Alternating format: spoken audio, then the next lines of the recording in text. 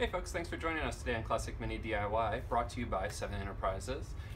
Today we are going to be doing a pretty fun job in my opinion. We're going to be replacing the old sound deadening that's in this car.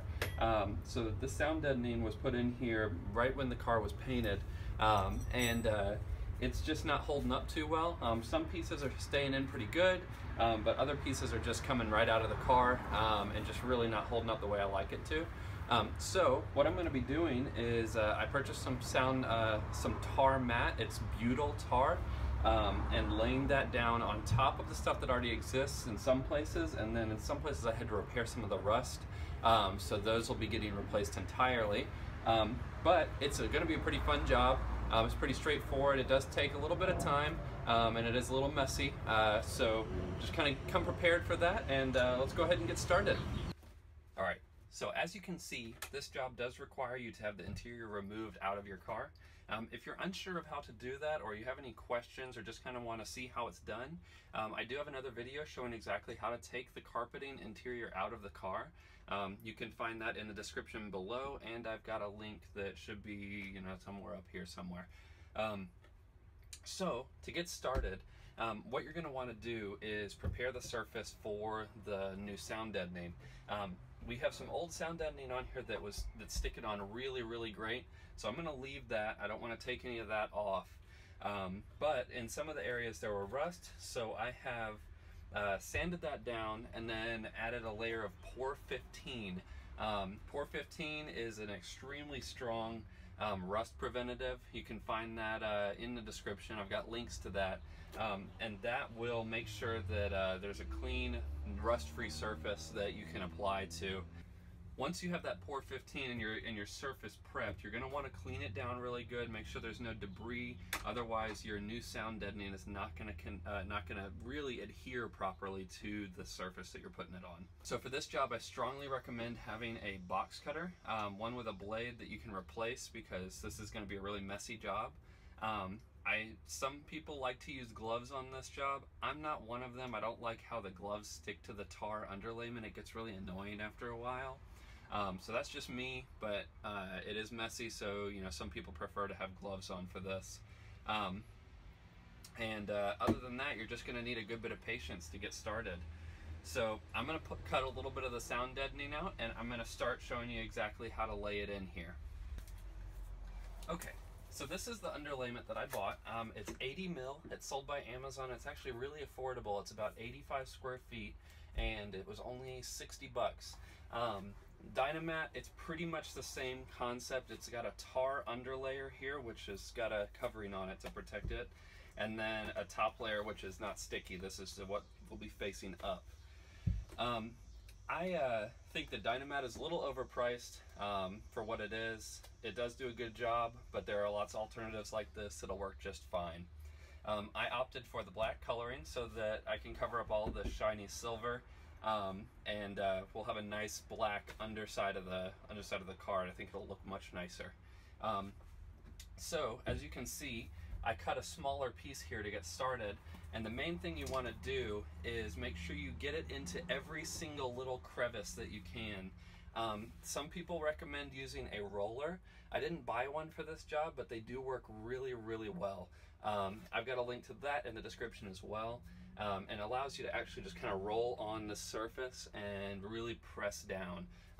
For my job, I'm just going to be really conscious and make sure that I press it down well myself. So the first thing you want to do is peel off a little bit of this backing layer, and you'll see this backside is like a tar. It's very sticky. You don't need any sort of heat activation or anything for the butyl underlayment, although there are some that do require that. And what you're going to want to do is lay this down and try, let's pull off the other side here because we got this nice straight line on one side.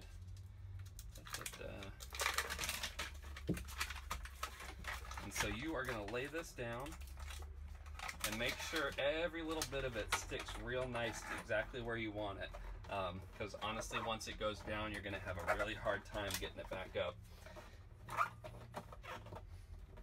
And you're just going to slowly work it down the piece that you have here. I find that having smaller pieces in general, even half the size of this one, make it much easier to lay out, and eliminates a lot of error. And you can just kind of stagger them in pieces. It doesn't have to be one big sheet. So I'm going to go ahead and start laying this out, and you can see how I slowly work this down and get it to adhere really nicely. And now you'll see also in many of your minis will have channels here. You're going to want to make sure that the underlayment fits down into those channels. So don't just lay this straight down. Roll it out so that it sticks into those crevices, those corners.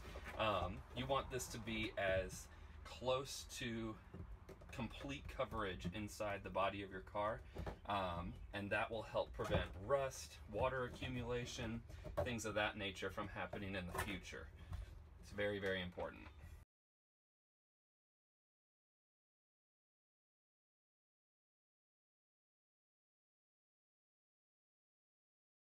So there we go. First piece is down, and now we're just going to repeat that step over and over again until we have full coverage in the car. What I'm going to do for this job, I'm going to set up the camera and get you a little time lapse, since it's not very exciting me laying this stuff out in terms of video footage, and then we will move into the damplifier, which is the sheeting that will give you the final stage of really good sound deadening. All right, let's get started.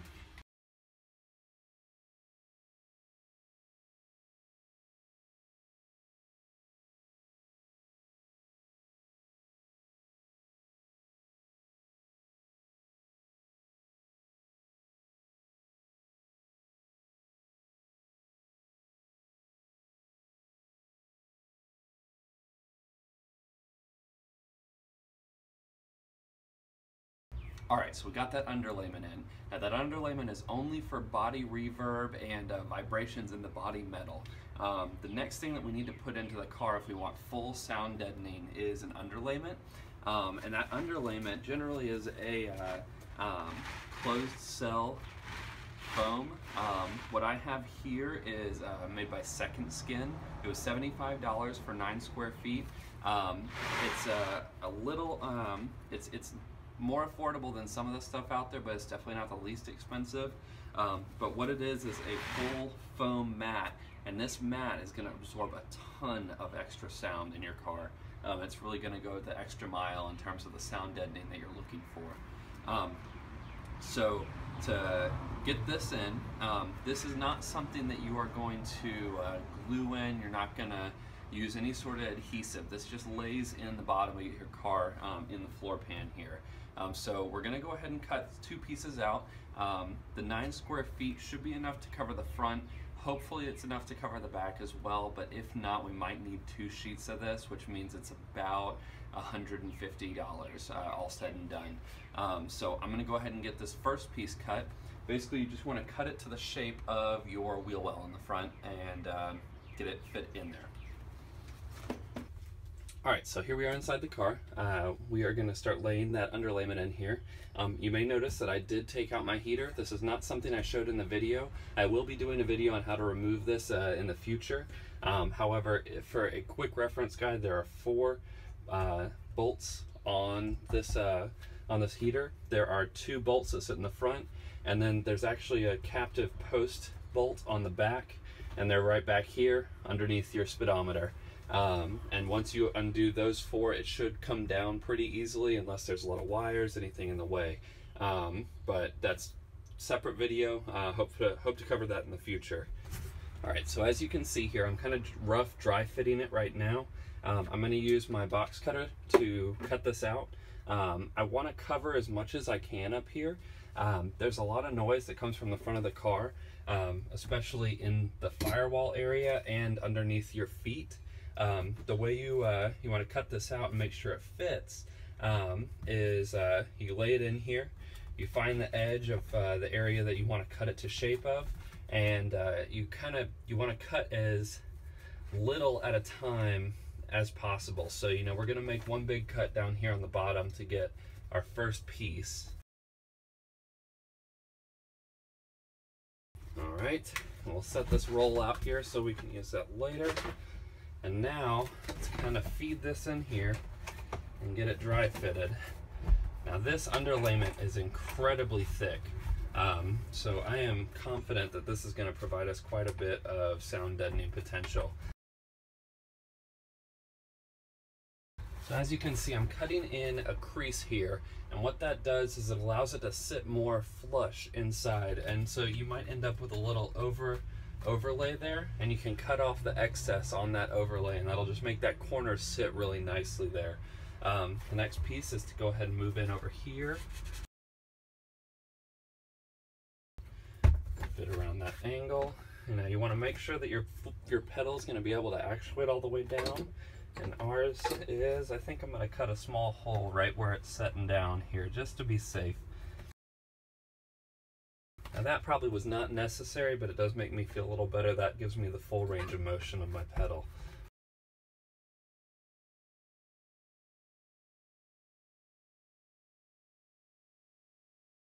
So there we have our first piece in.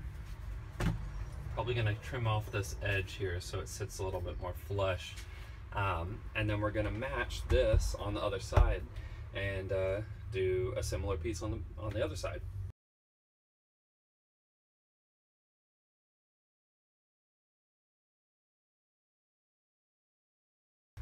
All right, so there we have it. The two front pieces are in for our wheel wells. Now this is going to create a ton of sound deadening potential underneath here, which is going to be great. You'll just want to repeat those steps in the rear. Just to let you guys know, you will definitely need at least 18 square feet. So that means 2 boxes of the $75 underlayment here. Now also something worth noting is this is pretty heavy. If you've got a race car, you want something that you know, that's extra light, this may not be the best option for you. You can just stick with the regular butyl that we have in here, or something a little bit lighter, a little bit thinner. I'm looking for a much more quiet ride in my car, so I opted for this, but this is not the right choice for everybody. If you have any questions, feel free to post them in the comment section below. However, that's it for this video. I hope you found it helpful, and thanks for checking out Classic Mini DIY.